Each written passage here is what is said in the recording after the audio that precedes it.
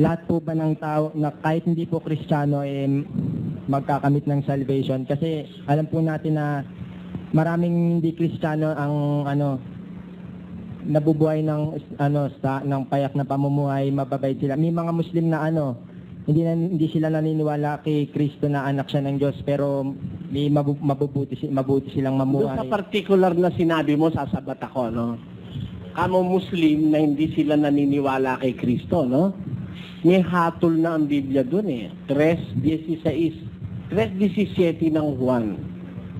Sapagkat hindi sinugo ng Diyos ang anak sa sanglibutan upang hatulan ang sanglibutan, kundi upang ang sanglibutan ay maligtas sa pamamagitan niya. Tuloy. Ang sumasampalataya sa Kanya ay hindi hinahatulan.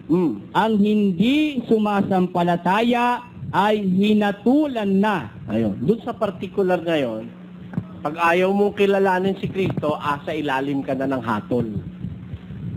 Pag ayaw mong kilalanin si Kristo. Ano? Ngayon, sa tanong mo, meron naman mga iba-ibang tao sa mundo na namumuhay ng payak na pamuhay, mga simpleng pamuhay. May mga ateista rin, may mababait. Mga hindi alam, walang kilalang Kristo, hindi nila alam. Kasi iba yung ayaw kumilala kay Kristo kaysa dun sa hindi nakakilala kay Kristo. Meron kasi hindi man lang nila nabalitaan si Kristo kagaya sa Pilipinas. Nung panahong nakakaraan, wala man lang silang alam tungkol kay Kristo. Ano na ang kapalaran nila, no? Yun ang sinasabi sa Roma 2:16. Umpisa mo sa 11. Sapagkat ang Diyos ay hindi nagtatangi ng mga tao.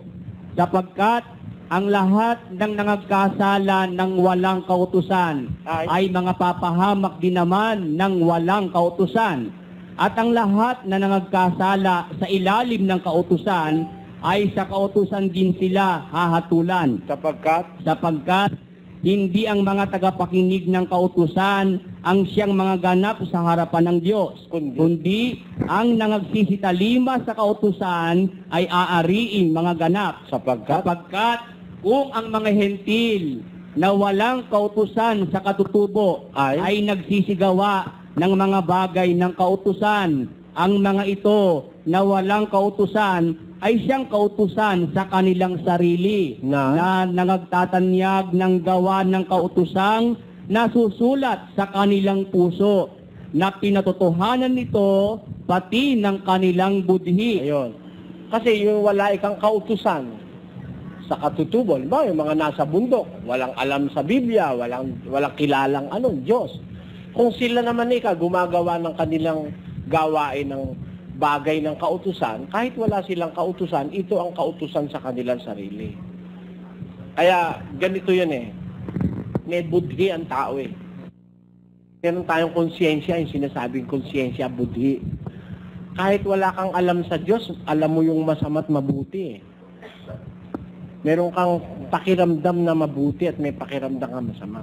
Parang yung aso. Yung aso, wala namang alam na aral yun. Pero pag pinakain mo yun, alam niya yung gumanti ng utang na loob, yung aso. Pagdating mo, kumakawag ang buntot nun, didila-dilaan ka. Diba? Yung inahing manok, marunong nang mabuti yun. Yung kanyang mga sisiw, kinakandili niya, pakialaman mo, pupupuging ka. Manok man, may alam na mabuti, tao pa kaya walang alam mabuti. Kahit wala ka narinig na kautusan, kung gumagawa ka naman ng mabuti, hahatulang ka ayon doon sa ginawa mo. Ganun ang Diyos. Kasi yung paghatol, yun rendering of judgment Ang Diyos justisya Hindi ka naman niya pwedeng usisahin, sumampalataya ka ba sa akin? Sa aking anak at ikaw ba'y umanib sa iglesia? Wala nga ho kung alam na iglesia, Panginoon, hindi ko narinig O papa, sisisihin mo ba yun Wala pa naman Biblia sa Pilipinas noon.